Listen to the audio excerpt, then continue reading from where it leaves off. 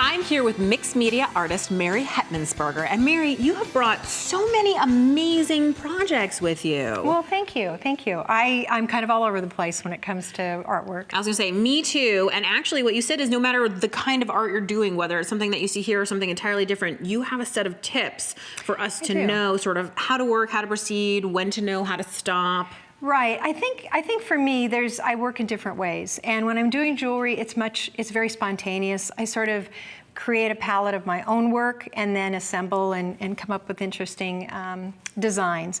When I'm working with larger pieces, it's going to take a lot of time. I have a little bit different approach. And I think the first thing I try to do is pick my palette. And I think that's important because I do see a lot of artists kind of struggling once they get into a piece of, should I add yarn or should I add this? You should have that established before. So that's really interesting. When you say, first of all, let's back up to picking a palette. So right. You would pick. So I pick my palette here. I do have different kinds of metal, but I carry it through. And that's something else that's important. When you're designing, you want to carry, even if you've got a color like I do in this piece here, I've got the red, but I carried it over here.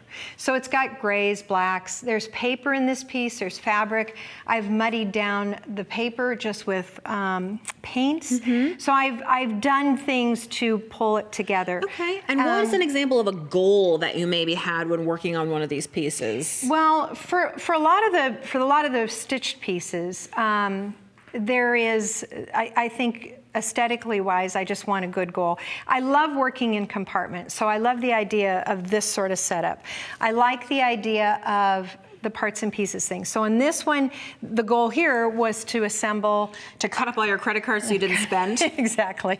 And this is a coiled piece. So if you look at the bottom, this is a coiled basket. I use wax linen, and then I just assembled the credit cards. I didn't put in any room key cards. I didn't put in any, extra gift cards. It was all silver. You had your palette that you wanted palette. It to be. I stuck with it and then worked within. Goal. And the perimeter of this one was the fact that I ran out of credit cards. So that's what happened. I love that. Yeah. So what's the third step that we take? So you have your palette, you have your goals, and then I think it's important to keep in mind when you're working. If you get ideas, don't necessarily put them all in one piece.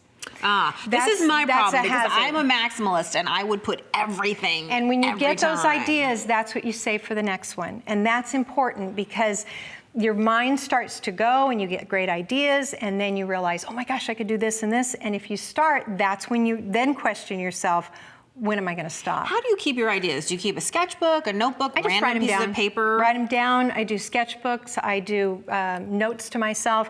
And then I think once you get to that point where you're working and you're involved and you see the finished piece, but you're like questioning a little bit if you're not, should I keep going? Walk away. Walk away. I never realized how much time is a factor when you're making art. That, if I finish this today and I'm worried that it's too plain and I'm thinking, should I add some buttons, some beads, some whatever, that sometimes a week later, a day later, a month later, you just change your mind about it completely. And you have to consider that when you're working because not only the materials have a say, your mood has a say, your ability has a say. And if you walk away from all of it long enough to come back with fresh eyes, it really helps.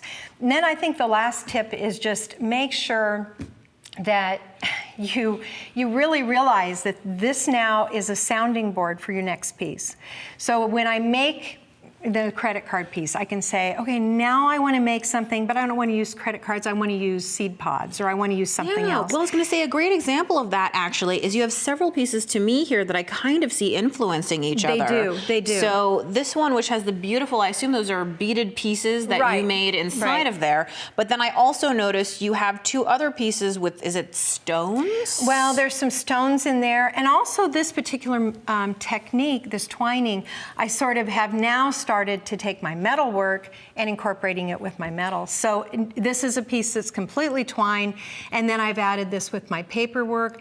This is worth the metal, and the taller one is metal also. So I start to combine the things that I love, but I'm still staying within a certain amount of perimeter there. So this is actually the beginning of working in a series, it strikes me. Because if I think of the things that you're telling us to do, pick your palette. You could use the same palette for an entire series. Exactly. Perimeters, that's the same within a series. Number 3 was to have... have a certain amount of goals and be open, though, so that you write down for the next piece of work, so you can build off of it. And certainly being re-inspired. Yes, yeah, it does. It's great fun. It's great fun, and I think always be just able to play. Yes, because play is one of those things in which you discover things you didn't know about yourself, maybe things you didn't know you liked. I mean, I'm looking at these basket pieces, which, having known you as a metalsmith, seem like, whoa, Mary Hettmansperger, what are you doing? But obviously these definitely relate into the kind of meticulous metalwork that you do. This is actually where I started. This has been more influencing into my metalwork and taking the weaving techniques into the metal. So actually it all kind of relates. I had the best compliment one time. I was hanging a show and a woman, and I had all my pieces on the wall, and she said, they kind of just look like big jewelry. And I was like, I'm glad to know that I have a cohesive body of work, even though the body's all over the place. But that's the thing about finding your style, knowing when to stop, figuring out, because you and I could take the same materials and come up with totally different things based on our own styles. Yeah. And that's why knowing when to stop is something internal. I think it's something that comes from inside of you. It's not something that anyone else can tell you, like, yes, it's done. Right. You have to know that for yourself. And I also think, we didn't mention it, but of course content is huge. So whatever you're working with, if you're trying to relay a message, that also plays into all of those things. So do any of these pieces have a message? I'd love to know what it was. The ones that I'm working with, the metal and the wax linen with the pieces inside, those, I do a series of those called Guardians, and it's very, very much the same as the one on the little stilt there.